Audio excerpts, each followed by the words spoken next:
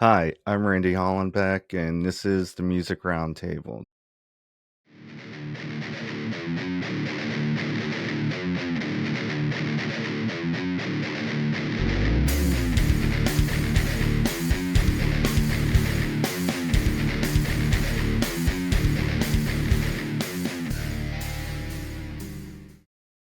Today on the show, we have singer-songwriter Katie Roman.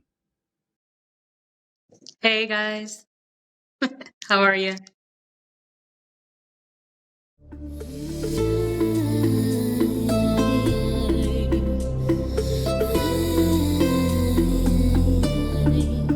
En el verano me diste que me amabas y te extraño. Me trajiste a Dubai, conocí a tu mar. Quiero nadar en tus sueños, besándonos, tocándonos todo el tiempo en el verano.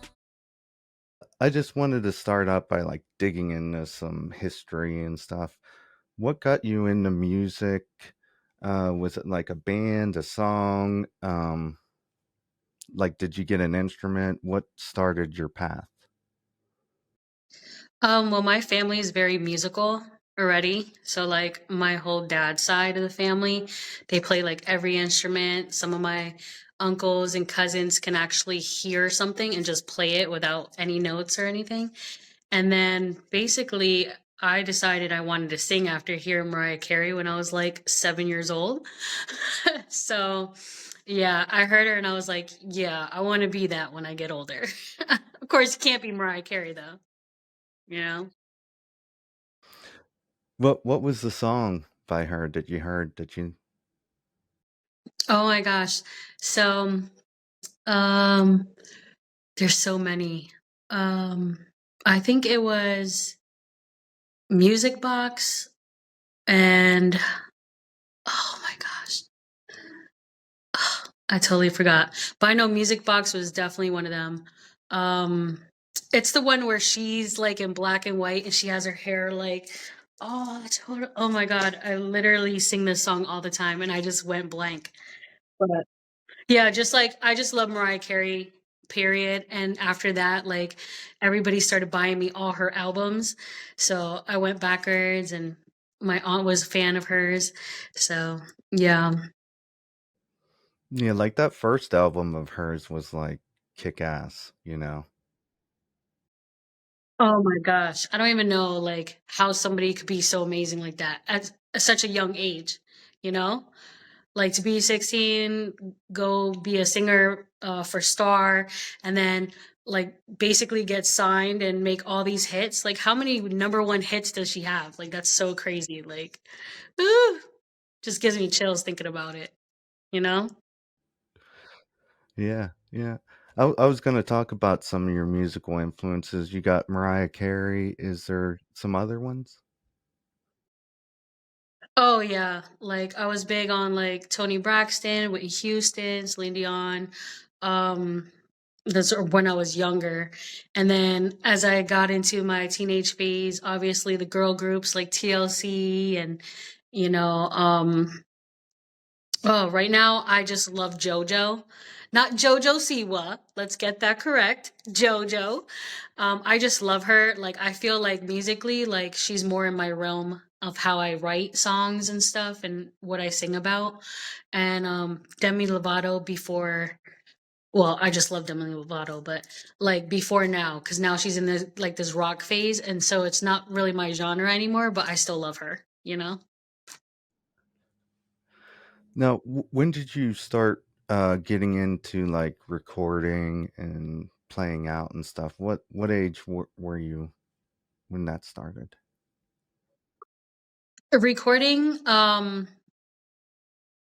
probably was I actually started recording when I was about 23 and it was horrible when I tell you. I did not know how to record because I always been a singer and like I did like talent shows and stuff like that, but recording in a studio is so different than just singing on the spot, you know? So I had to like learn everything and I was like, "Oh man, I sound terrible." They're like, "Cuz you're not singing it like you sang it before we started recording, you know?" So it took a while to get that, professional, but yeah, we got it. And you might have been, like, nervous and stuff. You were holding back maybe in the vocal booth and stuff like that. For sure. As you see, I'm like super shy. Like, I mean, so what singer doesn't like attention? Like, I get so nervous when I have too much attention. It's just anxiety, you know? But yeah, I was definitely nervous. Whole bunch of people just staring at me, like sing, and I'm like, what? My voice gets all like tiny. I had to close my eyes.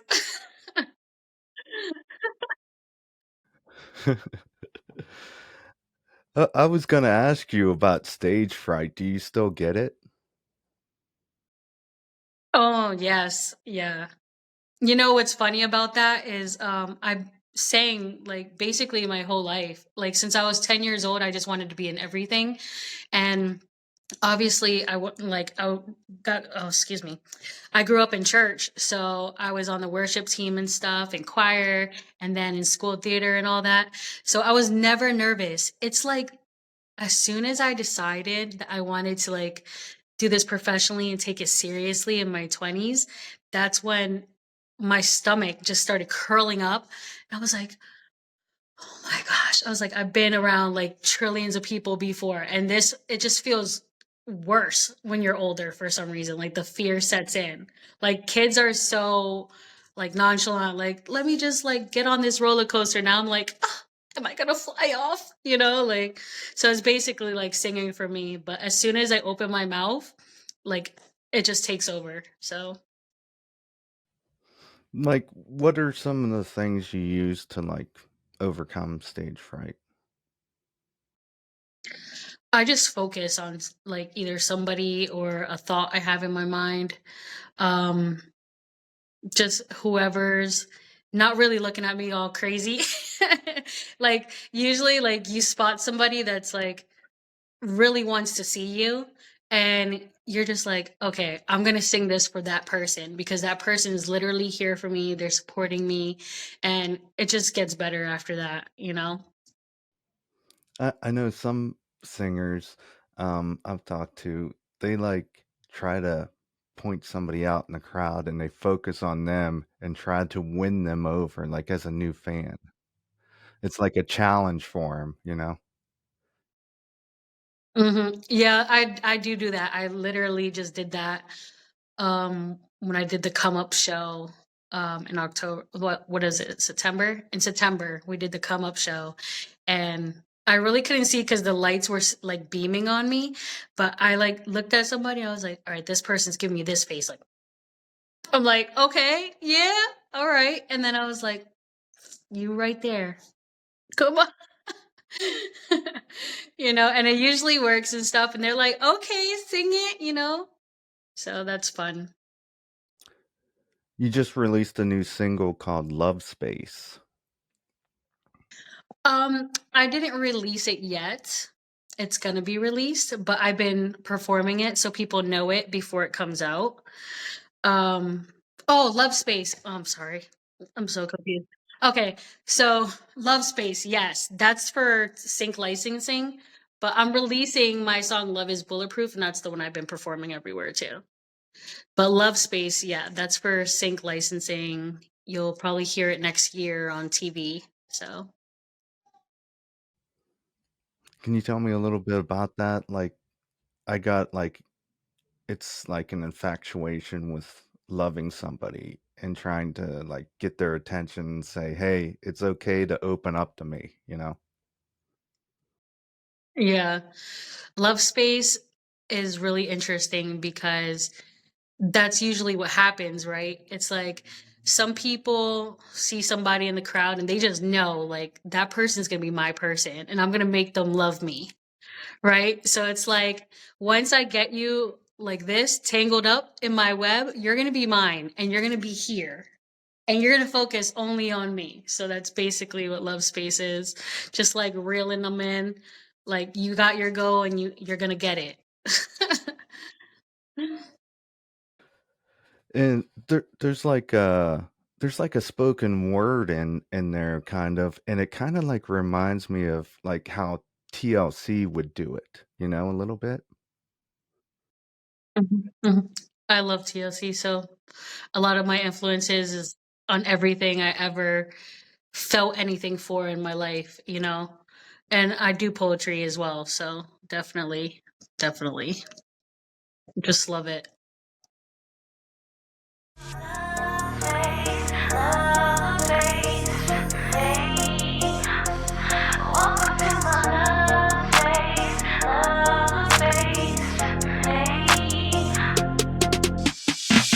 can't explain my pain while I sleep. Life with you is too deep. Bringing out the new me. I find myself floating, got me open. I'm full blown head to toes, and there's nothing that I'll ever need. Just you and me in ecstasy.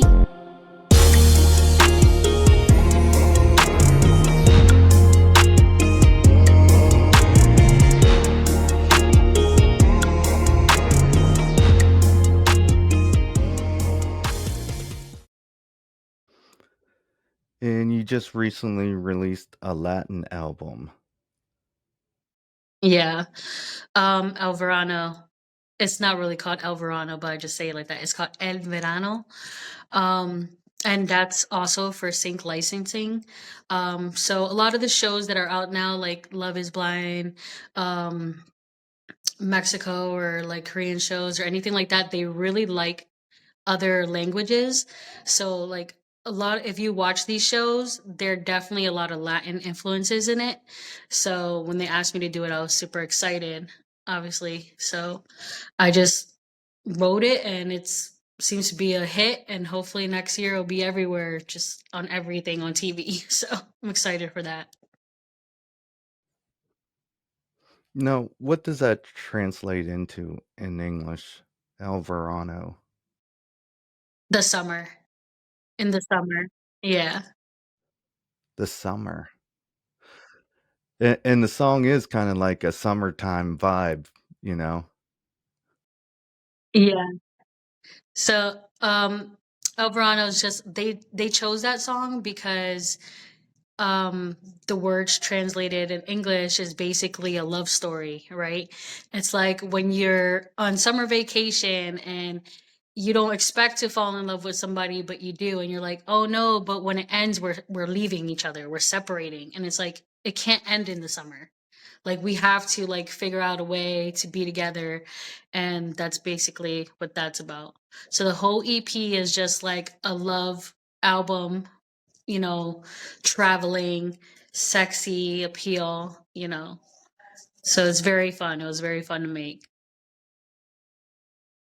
Me dijiste que me amabas y te extraño, pero ahora se terminó.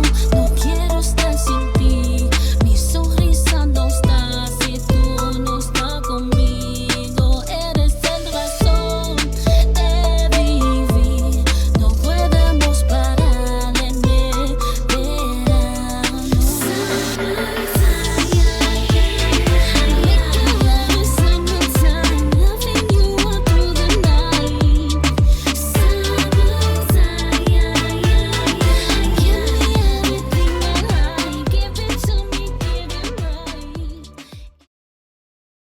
Can you tell me a little bit about the sync licensing and stuff like that? Sure. I got into sync licensing about 4 years ago.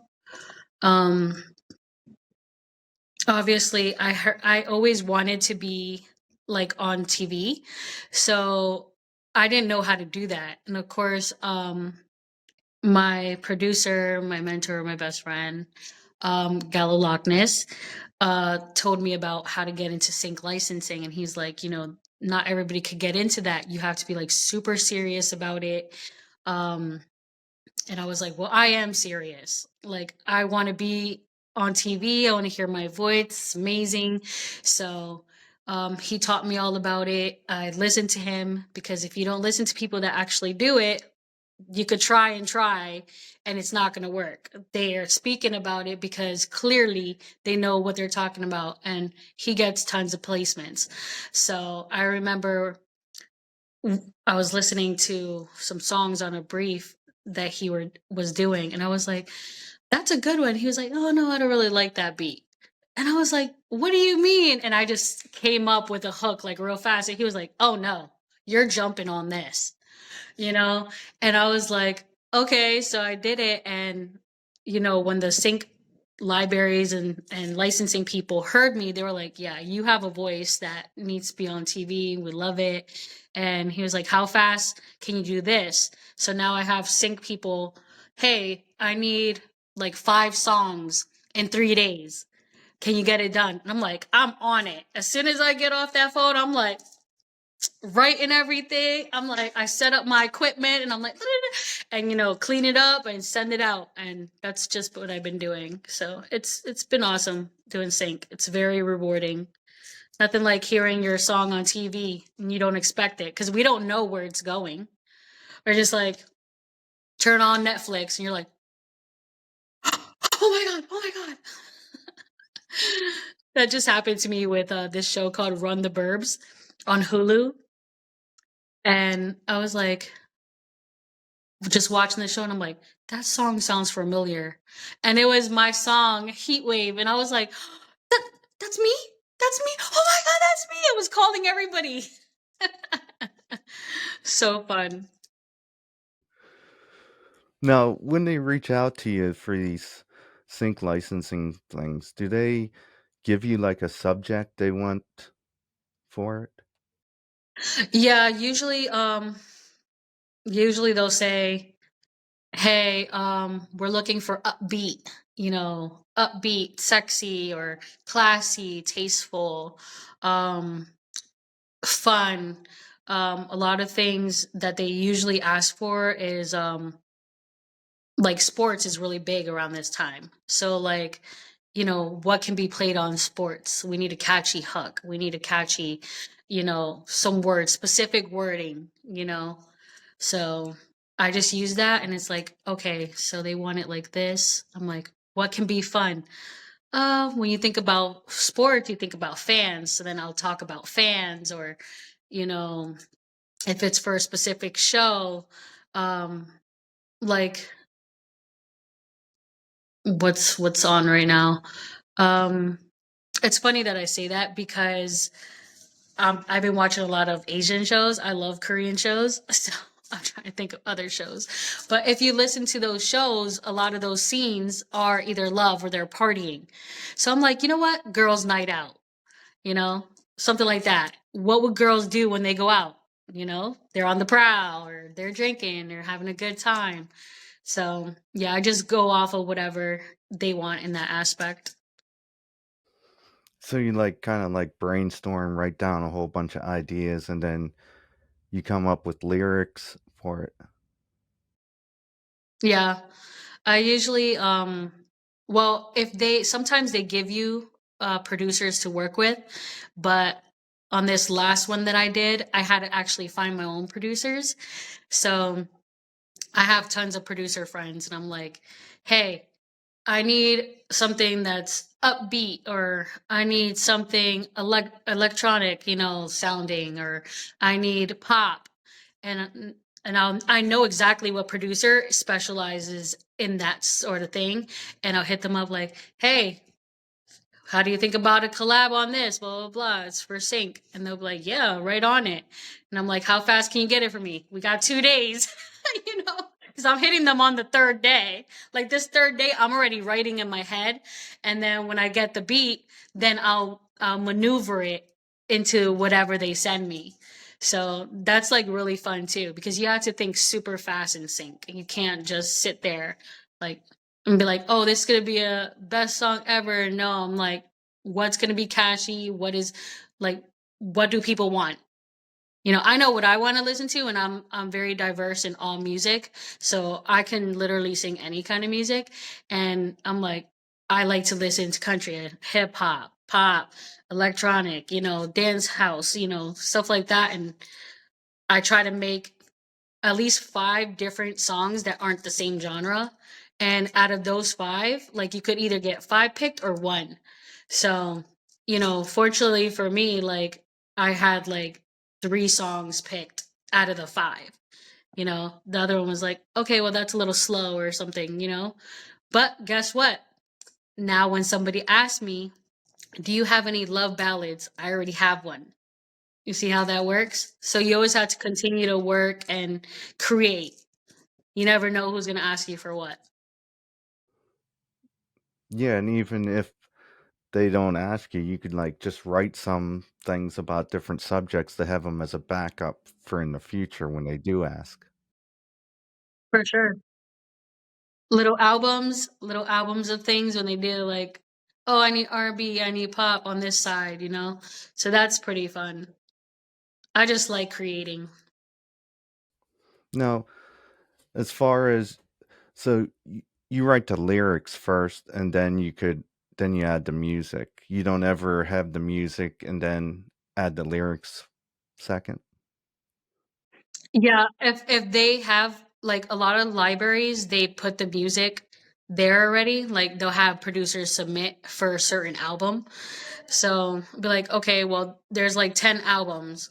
You choose which one you want to do, but with those things, you have to like claim it because you don't want somebody else writing or recording to your track, right? So be like, oh, I love this beat, I'm claiming this, and then people will step aside from it, and then it's about being fast, like, and then you have like the person be like, okay, I like it or I don't like it. If somebody does it before you and the person doesn't like it, guess what? That's your opportunity to jump on that beat that you wanted in the first place. So if I do have that beat and somebody has it, I'll still make sure to write something and have something ready just in case. But yeah, other than that, I just write topics that I want to do for licensing. So And they usually get back to you and say, this ain't what we're looking for. Do they like offer you advice about it? yeah, if they reject your track, it's like it's usually like either the music is too cluttered or you have too many words. So in sync, it's like better to be less wordy because if you think about it, when you're listening to commercials, there's not a whole lot in there. You get like 10 seconds to catch somebody's attention. So too many words is not going to work for sync. Okay, so it's kind of like TikTok. You have to grab somebody's attention quickly. Yep. Because you're going to scroll. We're not trying to scroll here. We want all them love hearts. Okay. What do you have planned for the fall and winter? Um, what do you mean, like next year or this one coming up? Uh, where we're at right now, do you got like any shows? Are you going to be releasing any new music? Yeah, since I've been so busy with shows and stuff like that, I got off track with releasing the song I thought you were talking about earlier. It's called Love is Bulletproof. So I'm trying to release that probably like end of November. And then I have a show in December uh, called Man Made Fest, and it's a fellow artist. His name is Brother Mans. They love him out here. He performs everywhere. He's an artist, producer. He's putting together a show at Mr. Small's Fun House, so that's going to be exciting.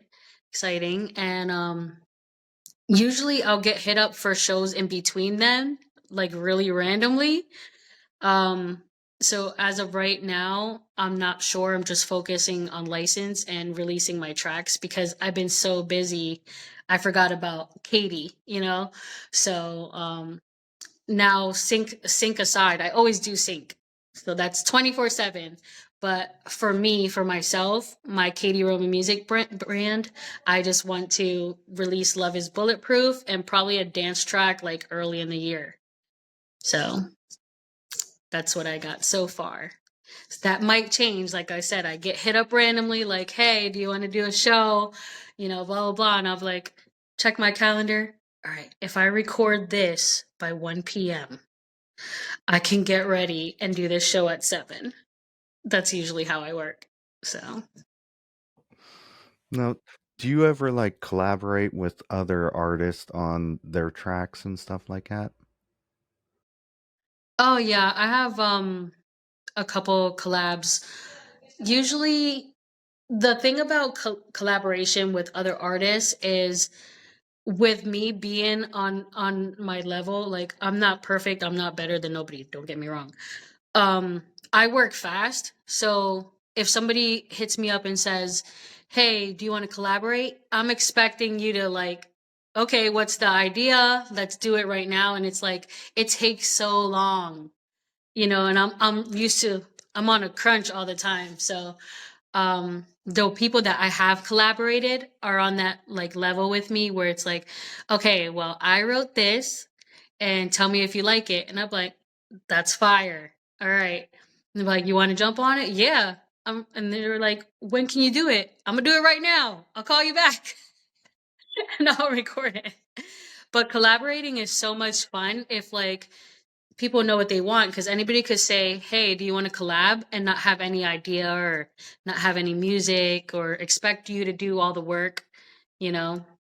So it's awesome when you have people that are really serious about music and want to do it with you, because I'm super serious about my craft. Like I love it. I love how my fans hit me up and tell me, hey, your song really helped me today, I was feeling like crap. And you know, it just feels good. So that's what I try to bring every time I do collabs or myself. So Okay. Um, how can we get a hold of you? Facebook, Instagram? Katie Roman, my Facebook Katie Roman music page.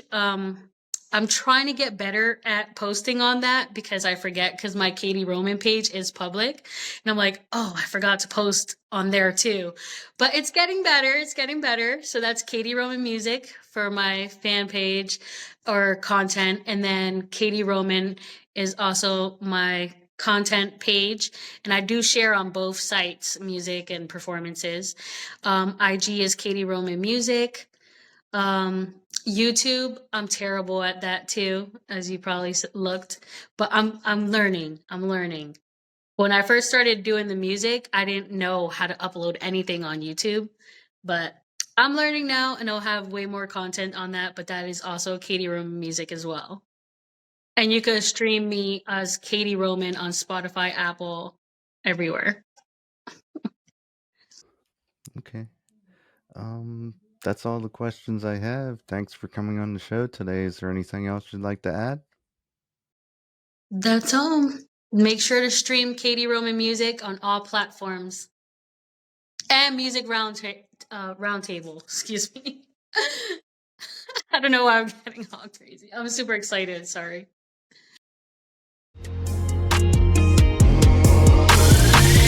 When I walk in, I got dudes breaking their necks. I know you hear my body talking, snitching through their stress. It's time to confess, baby, we all know you're obsessed. It's time to progress. I got now, so forget who got next. Welcome to my life.